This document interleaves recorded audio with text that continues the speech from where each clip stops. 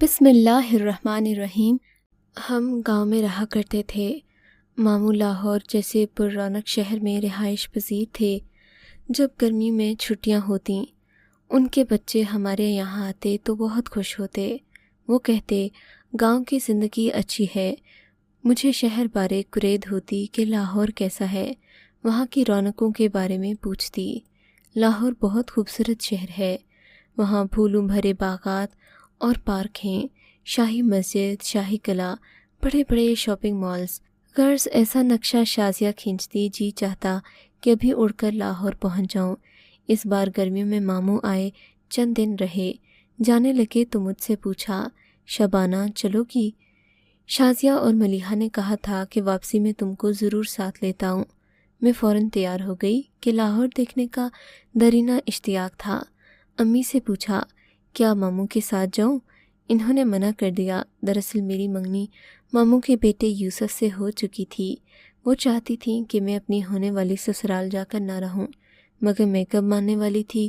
رو دھو کر ابو کو راضی کر لیا، جھٹ پٹ تیاری باندھ لی۔ ماں بیچاری منہ دیکھتی رہ گئی۔ میں ماموں کے ساتھ روانہ ہو گئی۔ پہلی بار گاؤں سے نکلی تھی۔ لاہور پہنچی تو اتنی خوش جیسے میرے خوابوں کی جنت یہی ہو۔ سارا دن شازیہ سے باتیں کرتی اور یوسف کے چھوٹے بھائی کمال کے لائے ناول اور رسالے پڑھتی۔ یوسف اور اس کے سارے بہن بھائی چھٹیوں کے باعث ان دنوں گھر میں ہوتے۔ ان کی موجودگی میرے لیے گویا موسم بہار کا پیغام تھا۔ یوسف کو ہر دم سامنے پا کر میرا من کھلا کھلا رہتا۔ بہانے بہانے ہم ایک دوسرے کے آس پاس پھرتے جیسے شمع کے گرد پروانے۔ نہیں معلوم شمع کون تھا اور پروانہ کون۔ چھٹیوں کی وجہ سے ہر کوئی اپنی مرضی سے اٹھتا اور یوسف تو کھانے کی ٹیبل تک آنے کی زحمت نہ کرتا۔ ملازمہ دوپہر کا طعام اس کے کمرے میں لے جاتی۔ مجھے یوسف کو دیکھے بن چین نہ آتا۔ ملازمہ سے ٹرے لے کر خود اس کے کمرے میں لے جانے لگی۔ ممانی میری دیوانگی پر مسکرا دیتی۔ تب میری عمر 15 سال اور یوسف غالباً 18 کا تھا۔ یہ دن خوابوں جیسے تھے۔ ایک روز میں چائے لے کر اس کے کمرے میں گئی۔ اس نے میرے آنچل کو تھام لیا، میرے پاس بٹھا کر اپنی میٹھی میٹھی باتیں شروع کر دیں۔ کہنے لگا میرا بس چلے تو تم کو ہمیشہ کے لیے یہاں بند کر دوں، کبھی باہر نہ جانے دوں۔ ایسی باتیں اس نے مجھ سے پہلی بار کہی تھیں۔ جی چاہا کہ اٹھ کر بھاگ جاؤں۔ جب اٹھنے کو ہوئی اس نے جانے نہیں دیا۔ مجھے گھر والوں کا ڈر تھا مگر اسے حجاب نہیں تھا۔ بڑی مشکل سے سراپا چھڑایا، کمرے سے باہر بھاگی۔ تمام دن اس کے سامنے جانے سے کتراتی رہی۔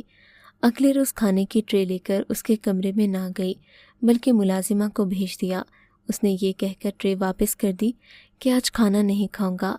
ملازمہ نے یہ بات ممانی سے کہہ دی۔ جب شام کے 4 بج گئے اور یوسف نے کھانا نہ کھایا تو ممانی کو فکر ہوئی۔ مجھ سے کہا بیٹی میرے گھٹنے میں درد ہے، تم ہی جا کر یوسف سے پوچھو کہ سحپہر ہو رہی ہے، کھانا کیوں نہیں کھاتا؟ روز تو 2 بجتے ہی شور مچا دیتا ہے۔ میں یوسف کے پاس گئی، پوچھا کھانے سے کیوں منع کیا؟ طبیعت تو ٹھیک ہے، جواب دیا تم لاؤ گی تو کھاؤں گا۔ کچن میں جا کر ملازمہ سے کہا ٹرے تیار کرو، یوسف کھانا مانگ رہا ہے۔ اس نے کھانا گرم کر کے ٹرے سجا دی۔ میں کھانا لے کر اس کے کمرے میں گئی۔ مجھ کو معلوم تھا کہ ممانی میرے پیچھے آ رہی ہیں، مگر یوسف اس بات سے بے خبر تھا۔ مجھ کو دیکھتے ہی اس کا انداز والہانہ ہو گیا۔ جوں ہی اس نے میری کلائی گرفت میں لی ممانی پہنچ گئیں۔ وہ بیٹے کو دیکھ کر بولی تم اس وجہ سے کھانا نہیں کھا رہے تھے؟ اس پر وہ شرمندہ ہو گیا اور ماں کے سامنے نگاہوں کو جھکا لیا۔ اس روز ہم دونوں محتاط ہو گئے، دور سے مسکرا دینا، ایک دوسرے کے کام خاموشی سے کر دینا۔ اب ہماری توجہ بس انہی باتوں تک محدود ہو گئی۔ میں نے یوسف کے کمرے میں جانا ترک کر دیا تاکہ ممانی جان کو ہماری ایک دوسرے سے حد سے بڑھتی توجہ ناگوار نہ گزرے۔ بے شک ہماری منگنی ہو چکی تھی لیکن ہمارے گھرانوں میں اخلاقی اقدار کا پاس تھا۔ اب دور دور رہنے میں ہی میری اور یوسف کی عافیت تھی۔ ایک روز اچانک ممانی کی طبیعت خراب ہو گئی۔ ان کو پہلو میں درد محسوس ہوا۔ وہ کھڑے کھڑے فرش پر بیٹھ گئیں۔ ماموں ان کو فوراً ہاسپٹل لے گئے۔ ڈاکٹر نے کہا فوراً آپریشن کی ضرورت ہے۔ رات 9 بجے آپریشن ہوا۔ ماموں جان ان کے پاس ہاسپٹل میں رک گئے۔ کمال کو یہ کہہ کر 10 بجے بھیج دیا کہ تمہاری بہنیں گھر میں اکیلی ہیں۔ ان کے آنے سے شازیہ اور ملیحہ کو سکون ملا۔ وہ اپنے کمرے میں جا کر سو گئیں، مگر مجھے نیند نہیں آ رہی تھی، کروٹیں بدل رہی تھی۔ جانے کس وقت آنکھ لگی، کھٹکا سنا، یوسف بھی آ گیا تھا۔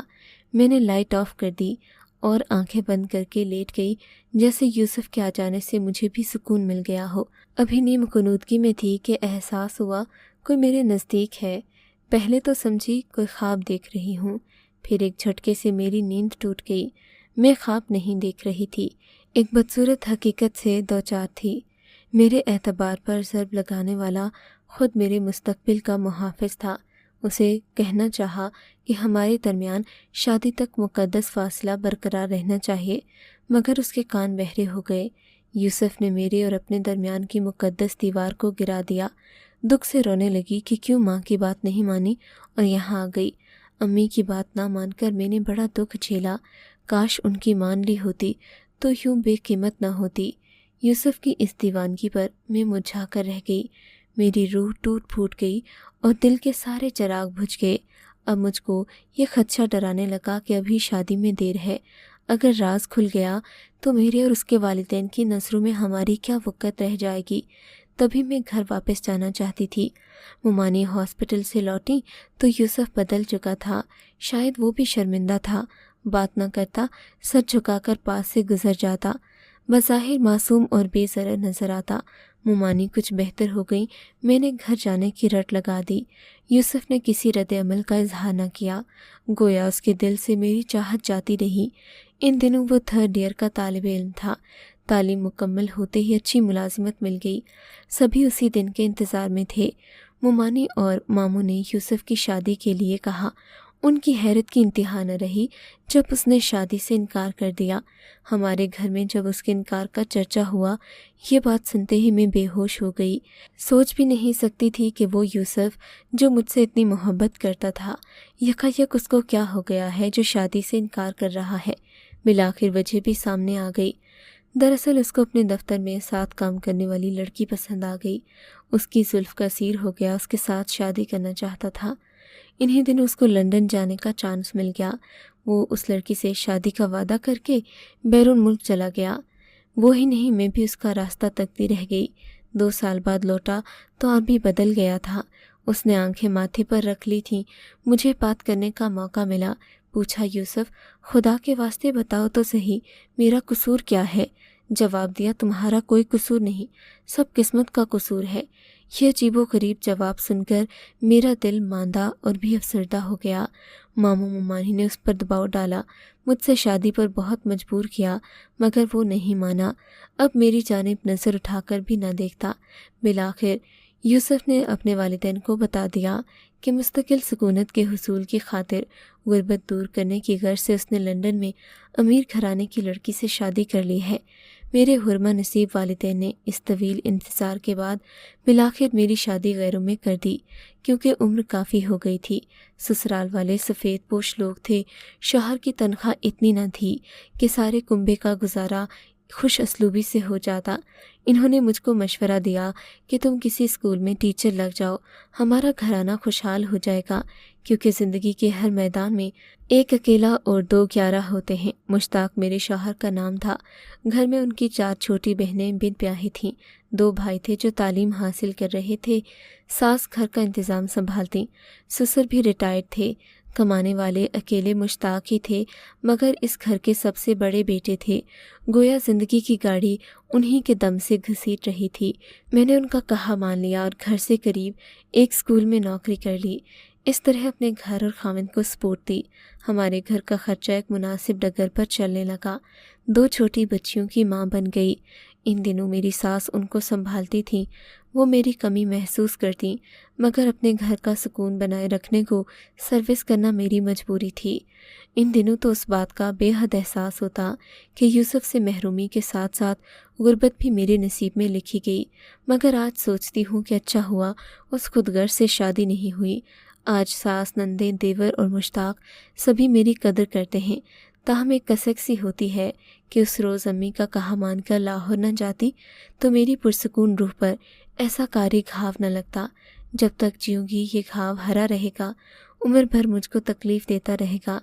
میں نے تو پھر بچوں میں دل لگا کر جیون کے دن عزت سے گزار لیے، لیکن یوسف کو اس کی سیماب طبیعت کے باعث کبھی سکون نہیں ملا۔ وہ آج بھی اکیلا، ناشاد و نامراد زندگی بسر کر رہا ہے، اگرچہ اس کو دنیا کی سہولتیں میسر ہیں، دولت بھی ہے، مگر سکھ اور روحانی طمانینت دولت سے۔ اگر آپ کو آج کا یہ واقعہ پسند آیا ہے تو اس ویڈیو کو لائک ضرور کیجیے، اور اس طرح کے مزید قصے سننے کے لیے ہمارے چینل اردو مورل سٹوری کو سبسکرائب ضرور کیجیے۔